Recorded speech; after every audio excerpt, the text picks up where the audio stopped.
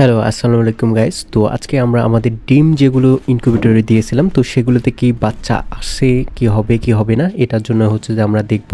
তো এটার জন্য দেখতে পাচ্ছেন আমরা ইনকিউবেটরের ভিতরে যে ডিমগুলো আছে এখান থেকে ডিম নিয়ে দেখব। তো দেখতে পাচ্ছেন এই যে আমাদের কোয়েল পাখির ডিমগুলো, এগুলো কিন্তু মোটামুটি আজকে 10 তারিখ, মোটামুটি আমরা 5 তারিখে এই ডিমগুলো বসিয়েছিলাম। তো অর্থাৎ হচ্ছে 5 দিনের মতো। তো অলরেডি কিন্তু হচ্ছে যে বোঝা যাবে। তো এটার জন্য আমরা রুমের লাইটটা অফ করে দিলাম এবং হচ্ছে যে ইনকিউবেটর থেকে ডিম নিয়ে কয়েকটা চেক করব।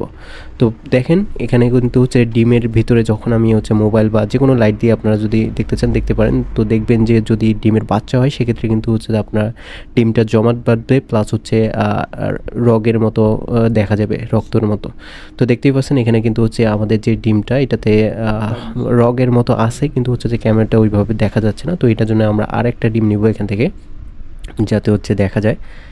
তো এখান থেকে আমরা আরেকটা ডিম নিয়ে দেখব যে এটাতে হয় আছে কি না। তো এইভাবে আপনারা চেক দিবেন। দেখেন এই যে ডিমটা এখানে কিন্তু হচ্ছে বোঝা যাচ্ছে, আপনারা যদি একটু ভালো করে খেয়াল করেন আমাদের যে মার্কিং করেছি সেখানে কিন্তু একটু লাল লেখা বোঝা যাবে, মানে লেখা বলতে হচ্ছে রগের মতো। তো দেখেন আমি আবারও দেখার চেষ্টা করছি, এই যে দেখতে পাচ্ছেন এখানে কিন্তু হচ্ছে আছে। তো এরকমটা থাকলেই বোঝা যাবে যে এই যে ডিমগুলো এগুলো বীজ ডিম এবং হচ্ছে এখান থেকে বাচ্চা পাওয়া যাবে। তো এরকম তো আমরা আরও একটা ডিম এখান থেকে আমাদের ইনকিউবেটর থেকে নিয়ে দেখব যে আসলে সেটাতে আছে কিনা। র্যান্ডমলি এভাবে চেক করতেছি, তো বেশিক্ষণ খোলা রাখবো না, জাস্ট ভিডিওর জন্য আমরা দেখতেছি। আমরা না হলে একটা দুইটা দেখে দেখেন এই ডিমটাতে একদম একদম ক্লিয়ারভাবে বোঝা যাচ্ছে যে এখানে কিন্তু রগ এখানে আছে। তো এরকম থাকলে বোঝা যাবে যে এই ডিমগুলোর কিন্তু হচ্ছে বাচ্চা হবে। তো এর পাশাপাশি আমরা যে হাঁসের ডিমগুলো আমাদের ইনকিউবেটরে দেওয়া ছিল মোটামুটি 10 দিন হবে, তো সেগুলো আমরা দেখিয়ে দিচ্ছি যে এগুলোতে বাচ্চা হবে কিনা। তো এটার জন্য আমরা লাইট মারবো। যদিও 10 দিন, তো এখানে কিন্তু হচ্ছে রগ না, ডাইরেক্ট হচ্ছে যে পুরো বাচ্চার শেপটাই চলে আসবে। তো দেখেন এখানে কিন্তু হচ্ছে পুরোটাই কালো হয়ে গেছে, এক সাইড শুধু ফাঁকা, অর্থাৎ হচ্ছে এই ডিমটা হচ্ছে জমাট বেঁধে গেছে, অর্থাৎ হচ্ছে যে এখান থেকেও বাচ্চা আশা করা যায় যে হয়ে যাবে ইনশাল্লাহ।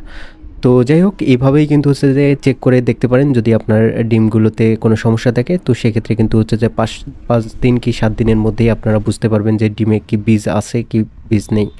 তো এরকমটা। আর হচ্ছে অবশ্যই বীজ ডিম পাওয়ার জন্য কোয়েল পাখির ক্ষেত্রে কিন্তু একটা মেল এবং হচ্ছে 3টা ফিমেল রাখলেই হয়ে যায়। তো আমার কিন্তু হচ্ছে যথেষ্ট পরিমাণ মেল পাখি আছে, অর্থাৎ হচ্ছে দেখা যাবে যে আমাদের 15-16টা ফিমেলের জন্য মোটামুটি হচ্ছে 12টার মতো মেল, এইরকম মানে অনেকগুলো বেশি হয়ে গেছে। তো যাই হোক, আমাদের এখান থেকে মোটামুটি অনেকগুলোই বীজ ডিম আছে, আশা করা যায় যে এখান থেকে ইনশাল্লাহ আমরা কোয়েল পাখির বাচ্চাগুলো পেয়ে যাব। তো দেখতেই পাচ্ছেন তাপমাত্রাটা অটোমেটিক সেট থাকবে। আর প্রথম সপ্তাহে বলেই দিয়েছি যে আপনার হচ্ছে 50 থেকে 60 আর্দ্রতা রাখার চেষ্টা করুন, মেনলি আর্দ্রতাটাই এখানে মেন আপনার ডিম থেকে বাচ্চা ফোটানোর ক্ষেত্রে। আর যারা ককশিটের এই ইনকিউবেটরে বাচ্চা ফোটানোর ট্রাই করতেছেন, তো অবশ্যই ভালো করে হচ্ছে তাপমাত্রা এবং আর্দ্রতাটা ঠিকমতো রাখবেন। ইনশাআল্লাহ বীজ ডিম হলে সবগুলোই আপনারা এখান থেকে আপনার হ্যাচিং রেটটা পেয়ে যাবেন, অর্থাৎ হচ্ছে এখান থেকে বাচ্চাগুলো ফুটে বের হবে।